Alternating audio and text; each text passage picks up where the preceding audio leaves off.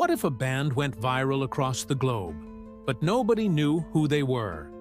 It sounds like an old music industry fable, a myth from before social media made everyone instantly recognizable. But this is the real story of how one group's music secretly conquered the world. It's the story of a sound so electric that it shattered borders, languages, and cultural barriers, long before anyone knew their names or the flag they carried. This is the story of SB19. Imagine you're scrolling through your feed. You stop on a video, just a dance practice. The room is plain, the members are in simple training gear, but the performance is anything but. The moves are razor sharp, a blur of synchronized power and explosive energy. The song is an absolute earworm, a mix of hard-hitting beats and powerful vocals. You're hooked. You think, this new K-pop group is incredible. Who are they? That exact scene played out millions of times around the world. While international fans were captivated, many just assumed they were the latest sensation from South Korea. The truth, though, was way more interesting. This is how 5 young men from the Philippines, on the verge of quitting, created a phenomenon that traveled faster than their own name, forcing the world to look past labels and just listen. It started with a song, and it ended up shaking the world.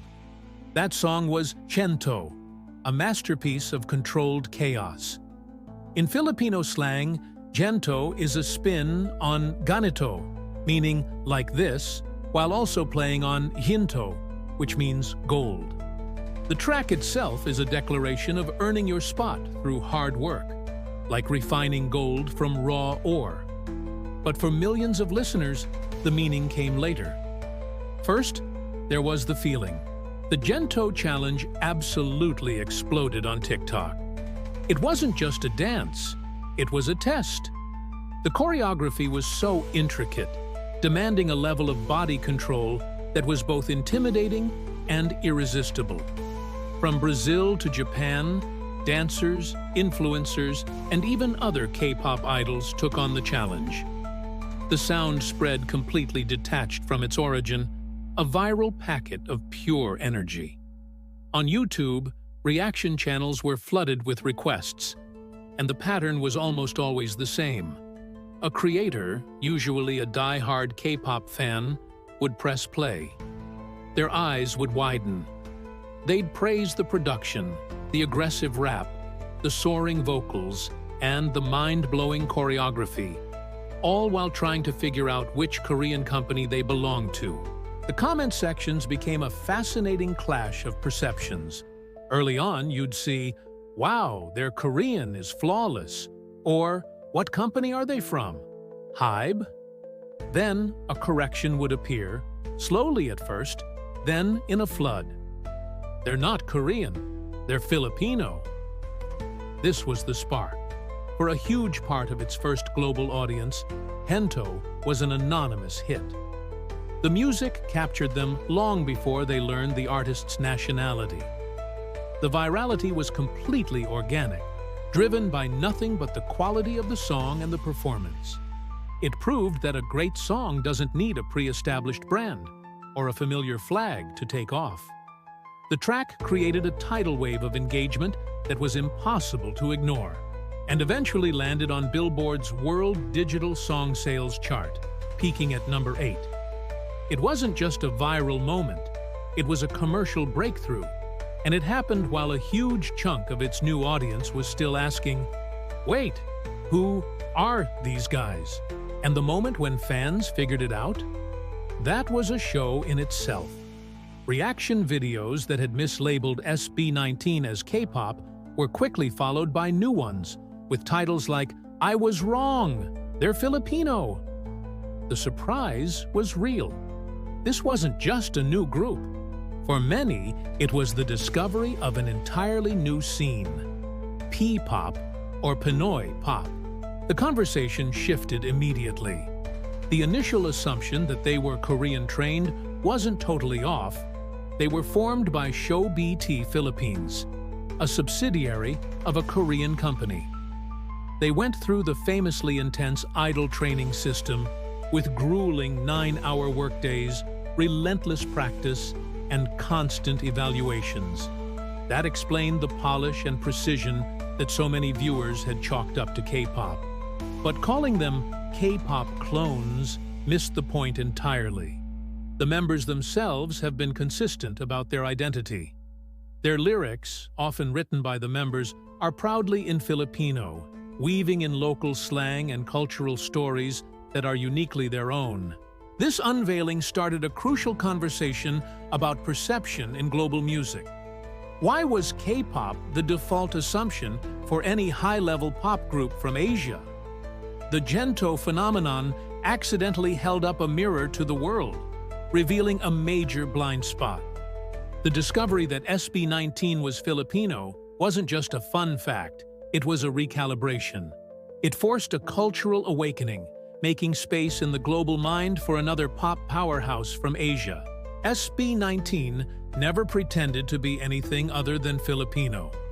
They have frequently been vocal about their mission to put Filipino music and culture on the world stage. Their talent simply outran their marketing. The music arrived first, pure and powerful, and their identity followed, which made the discovery all the more impactful. They didn't just gain fans, they gained converts, people who had to rethink their own assumptions and open their minds to a whole new world of music. Before Gento became a global anthem, before the Billboard charts and international awards, there was a moment of pure desperation. The story of SB19 isn't an overnight success, it's a brutal story of perseverance.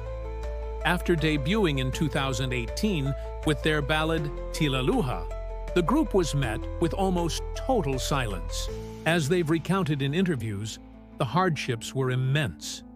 They performed in malls to anyone who would listen, struggled to pay for transportation, and slept on the floor of their studio. The pressure was crushing, and the original lineup of trainees started to thin out. Finally, the core group, Pablo, Josh, Stel, Ken, and Justin, hit their breaking point. They had decided to disband. In that moment of despair, they prepared for what they thought would be their final release, their second single, Go Up. The song was an anthem of hope, a desperate prayer set to a pop beat, written about their own fight to make it. On July 19, 2019, they released the music video. Again, nothing. It felt like the end. But then, on September 2nd, a K-pop fan account on Twitter shared the group's dance practice video for Go Up. The tweet was simple, expressing surprise and admiration for a Filipino group with top-tier skills. That single tweet was a match in a tinderbox. It went viral. The raw video showcased their talent in a way the polished music video hadn't. People were floored by the synchronization and passion, a feat the members themselves said took around 1,000 practice runs. This was the moment that saved them. The viral wave caught the attention of local media, and suddenly, the group that couldn't get a second glance was everywhere. Go Up was their lifeline, proof that true talent will eventually find its light. It was the first time their music went viral while their identity was a point of discovery, a pattern that would repeat on a global scale years later. You can't tell the story of SB19 without telling the story of A-tin. They aren't just a fandom, they're the engine of the P-pop revolution. The name A-tin is a play on the Filipino word atin, meaning ours, a perfect symbol of the shared journey between the group and their supporters. When Go Up went viral, it was A-tin who fanned the flames, pushing hashtags and demanding that local media pay attention. When the world discovered Gento, it was A-tin who provided the context, patiently explaining in comment sections that this was P-pop and translating lyrics for new fans. They became digital ambassadors. The dedication of A-tin is legendary. They organized streaming parties to boost chart positions and completely dominate online polls. Their efforts have led to incredible wins, like conquering Billboard's Fan Army Face-Off for 3 consecutive years, 2023, 2024, and 2025. They are so effective that Spotify executives have highlighted their role as a key driver for the group's massive growth on the platform. This partnership is built on mutual respect and a shared dream: to see the Filipino flag raised on the world stage. They aren't just listeners, they are active participants in the mission. The story of how ATN mobilized to help turn SB19 into a global force is one of the most powerful examples of fan engagement in modern music. If you've ever been part of a fandom that felt like family, or if this story inspires you, hit that subscribe button. Share in the comments how you first discovered SB19. Was it Go Up? Was it Gento? We want to hear your part of this incredible journey. The Japanese music market is famously difficult to break into. It's largely self-sufficient, with its own massive stars and a deep appreciation for craft and discipline. For a foreign act, especially from a non-Western country, just getting noticed is a huge challenge. And yet, this is where SB19 proved their success was no fluke. Their entry wasn't a viral explosion, but a slow campaign of earning respect. The ultimate proof of this was an invitation to perform on The First Take. For those who don't know, The First Take is a minimalist YouTube channel where artists perform a song in a single, unedited take. There are no backing tracks, no flashy visuals, no do-overs. It's a pure test of vocal talent. SB19 became the first Southeast Asian artists ever invited to the platform.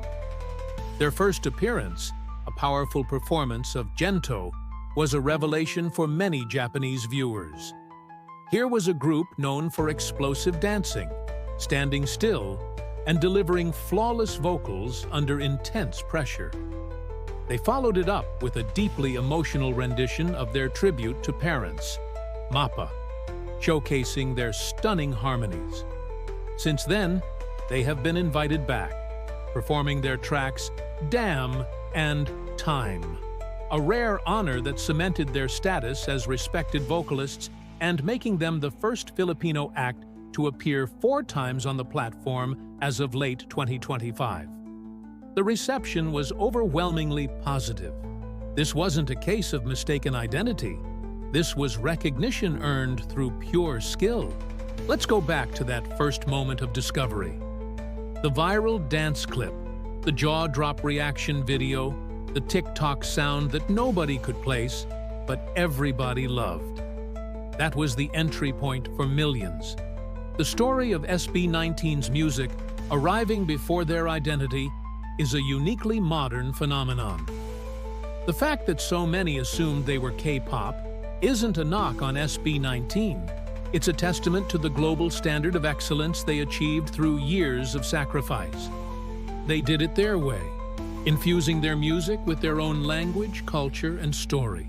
Their journey from the brink of disbandment to becoming the first Filipino and Southeast Asian act nominated for a Billboard Music Award for Top Social Artist in 2021 is the real story.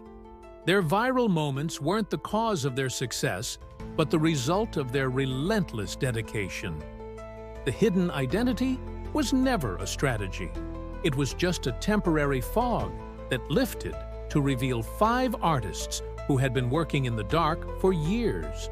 That moment was seized not just by them, but by their legion of fans, ATN, who built a global community around them. Today, SB19 isn't hiding. They are proudly carrying the Filipino flag onto the world's biggest stages, headlining at the massive 55,000-seat Philippine Arena and winning awards across the globe. They have kicked the door wide open for P-POP, creating a path for a new generation of Filipino artists to follow. Their story is a powerful reminder that in the end, true talent can't be hidden. It will always find a way to go up.